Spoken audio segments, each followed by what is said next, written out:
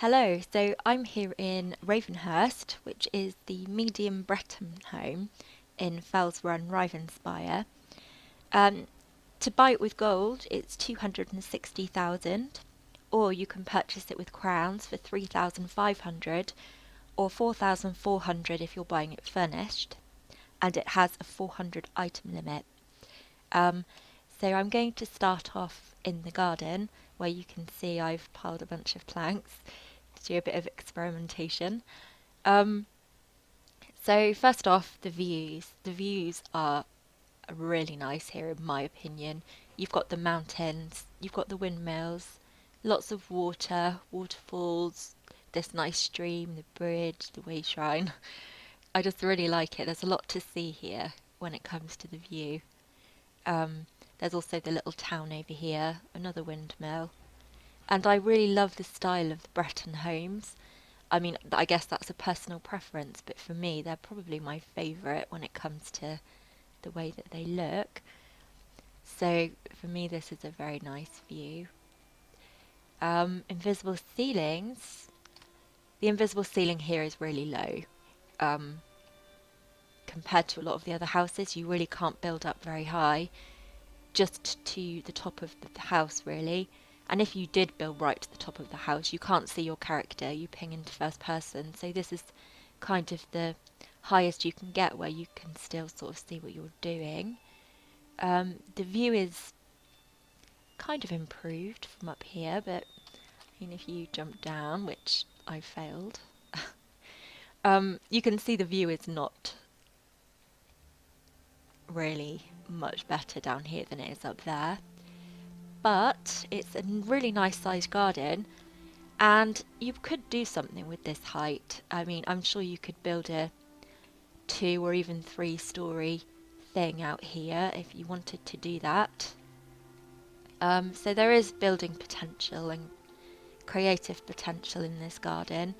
I'm going to actually remove all of these planks now, just so that we can have a good look at the garden, because they are taking up a lot of space here. Okay. So yeah, this is a really nice sized garden for a medium house. If you look at the large Breton house, the garden there is actually smaller than it is here in the medium one. So it is a nice size, and the shape is nice. We haven't got too, I mean, we've got this little stable here, which is quite cute. But it is very narrow, but overall the shape of the garden is even very nice. Not too many awkward little bits out here. Aesthetically, I've already mentioned the fact that I love the style of the Breton houses, and it's just very cute and quaint. Okay, unremovable items. I'll go into build mode for this. So we have these big rocks here, which are kind of embedded into the wall, which you can't remove. They're not ugly, and they don't really cause any issues, in my opinion. I do find it a bit weird that there are rocks embedded into the wall. I don't think that's very realistic. But they're not hideous, and I don't really see an issue with them. As usual, I do think we should be able to remove things like that, but the fact that they're there isn't really a huge issue. And then I think these stone slabs here are the only other thing. But again, as I've just mentioned, I think that we should be able to remove everything like this in our houses, but at the same time, it's not exactly a really big issue. I mean, they're not ugly, they're not really going to get in people's way much, I don't think. And we do have, of course, the Breton symbol above the door, but again, just like with the Blackvine Villa, but probably not quite as noticeable. In Blackvine Villa, there are lots of eagles everywhere. It's just that little one there, and I think it's quite attractive. The walls around the edge are nice. I like that they're different levels. I like the pillars in between them. So yeah, overall, it's a really nice garden, I think, and I think it does have a lot of creative potential, despite the low invisible ceiling. And I even like the stairs with these railings. I think that they're very attractive. Okay, we're going indoors now. So the first thing is invisible walls and ceilings again. And come into here, you can see there are these like balconies. I'm going to move these and then I can just undo it. So yeah, we have these balcony areas. Now, I'm always very torn when I'm decorating this house because it's nice to add extra space by putting those planks where they just were. It makes the house a lot bigger, but at the same time, I think that this sort of mezzanine balcony kind of effect is actually really nice as well. I mean, this side isn't really very handy for either of those things. It's really awkward to get over to here. And I actually think, ideally, these stairs would have been much better off being moved slightly this direction so that you were able to access this side better, because it is a bit of a pain to get over to there. Or even remove these beams from that side, just so you were able to do that. Let me just undo that so we've got these back. I like the fact you can go into the corners here. There's no invisible walls, which is nice, because in a lot of houses, if you go right into the corners, you flip into first person or there's an invisible wall there. I haven't actually tested the next thing I was going to test in here ever. I wanted to see if you could build a little loft further up, because to me that would make a really cute little, maybe a little cute bedroom up there. You could have a tiny one, and I think that would look quite sweet. That's why I love making these housing review videos, because I always come up with ideas for what I want to do in my own houses sometimes as well. So yeah, that's not possible, which is a shame, because that would have been a kind of cute little idea. I wonder if you move it down a little bit. Oh yeah, so if you move it down a little bit, you can get in there. Okay, aesthetics and style, the same as outside. I love it. I love this fireplace very much. Around the edges, this pattern is really nice. It's got like a nice sort of finish to it around the edge of the floors, rather than it just being wood going straight to the edges. I like that. It's a nice pattern. The windows are nice. One thing I would say about this house is it can get very dark in here at night, and the windows, although they do let in a nice amount of light, as you can see, we do have a lot of lighting in here right now, and if I remove this, it's not the brightest house in the world. And at night time it gets really dark in here, even when you've got lots of lights. So lighting might be an issue in this house. It is quite a dark one, but then again, some people like the darker houses, so it's not always an issue. It depends what kind of theme I'm going for, I guess. Unmovable items. The fireplace. The fireplace is nice. I really like it. I kind of think the opposite to the one in in I'm trying to think of the name, Blackbine Villa. I think the opposite of the one I do in Blackbine Villa, which needs to be moved into the wall more. This one I actually feel should be coming out more.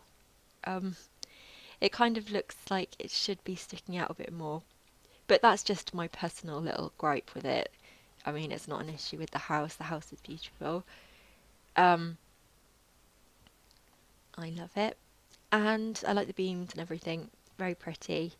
Really nice house. Probably, I would say, one of my very favourite houses in the game. It was the second house that I purchased in the game for my Breton. And I really am a very big fan of this house. So price-wise, I don't think this is a bad price for a house. For a medium house, I think this one is not too expensive. With crowns, it's not too expensive. I mean, it's not the cheapest. It's not the best value for money, but it's not the worst value for money either. It's a decent price. Item limit. I think this is the same as with a lot of the houses. The item limit isn't terrible here, but it's not the best, and it could limit creativity. Like I just said at the top there, you can add extra space. And in the garden, if you wanted to build something out here, you couldn't build something out here and decorate inside if you were going to build something extravagant. So it could definitely use more items. Again, I'm going to compare it to Cliffshade. Look at this place and then look at Cliffshade. Complete different sizes, and in my opinion should not be in the same category. And the location of the house, I'm actually going to leave the house for this, and we'll go and have a look at the location and see how long it takes to get to the way shrine. Okay, we're at the house, so the way shrine is over there. Okay, let's have a little look in this town. I've got all these quest givers because I'm on an APTS, a template character who's done nothing. We have a Fighters Guild here. I'm having a bit of a lag. Okay, yeah, we've got the Fighters Guild here. We have a shop and a Mages Guild, so you can sell stuff here. You've got Fighters and Mages Guild stuff to do. There's also a pub over here. Again, like good, I guess you could do provisioning. It's not the most handy in the world. There are much more convenient locations. Some people care a lot about locations when it comes to their houses, and other people not so much. I fall into the second category there. The location for my house isn't a big thing for me. I care more about the house itself. But a lot of people like the convenience factors of houses as well. And this could be very convenient. Also, it's very attractive. This little town is really attractive, and it's kind of, I don't know, I just like it very much, despite the fact that it might not be the most convenient. Right, so I'm going to go back outside the house and we'll see how long it takes to get to that way shrine. I can't imagine it's going to take a long time. Okay, so I've upgraded the riding lessons on the Crown Store. Let's see how long it takes to get to the way shrine over here. So yeah, less than a minute away when you're at the way shrine. So it is convenient for that, if that is something people are looking for. I mean, it can be expensive to travel from your house, so it's handy that you're very close to a way shrine. I mean, there's the garden to the house there, and then there's the way shrine, so it's just over the bridge. Very handy. So I would say when it comes to item limits for people that want to be creative in this house, 400 items is not enough for creativity, and if you want to do nice things in the garden, 400 is probably doable, but you're not going to be able to do everything you want to do in here for that. So I would say an extra 50 to 100 items would be needed in here. The same with a lot of the other larger medium houses, like North Keep, which springs to mind as being a larger medium home. I personally think they should be in a different category to some of the smaller ones, like Cliffshade or Grimhard's Woe, which don't even have gardens, and the inside space is smaller, which to me means they should be in a separate category. So I would like to see this one have more items. And when it comes to scoring this house, I love this house, but I have to, again, try not to let my personal opinions get in the way of scoring it, because I'm trying to be very non-judgmental about which ones are my favourites and which ones are not. Personally, I'm just going to compare it to the others. So I gave Cliffshade and Blackvine Villa both a 6. And this one I would feel is better than those when it comes to a lot of things. I'm not talking about the aesthetics here, because that is all about personal preference, really. But when it comes to the more technical side of things, this one has a huge garden, which neither of the other two did. Cliffshade has no garden at all. Blackvine Villa has a little one. Price-wise, it's cheaper than Cliffshade, I think. Pretty sure it's cheaper than Cliffshade. And it has a lot of potential when it comes to building outside, despite the low invisible ceiling. The Ample Domicile also had quite a low ceiling, and the outside space was big there too. So I guess they're kind of on even keel when it comes to the garden. But this one also has the house as well as the garden, which is really nice. And all of these little bits that make it not square and add interest to the place also mean that you could be more creative, because you could add walls and break these areas up, break up under the stairs. You could do a lot in here structurally, as well as obviously adding more space if you wanted it inside. So I feel like I'm going to have to give this one even more than the Ample Domicile, which I gave a 6.5. So at the moment, I would say Ravenhurst is a winner of all of them so far, with a 7 out of 10, just because it has the creative potential in the garden, just like the Ample Domicile did, but it also has a really nice house like Cliffshade did. So yes, that is my review on Ravenhurst. I hope you enjoyed watching. As usual, I'd love to hear what your opinions are on this house. So yeah, thank you very much for watching. I hope that you have a brilliant day. Goodbye.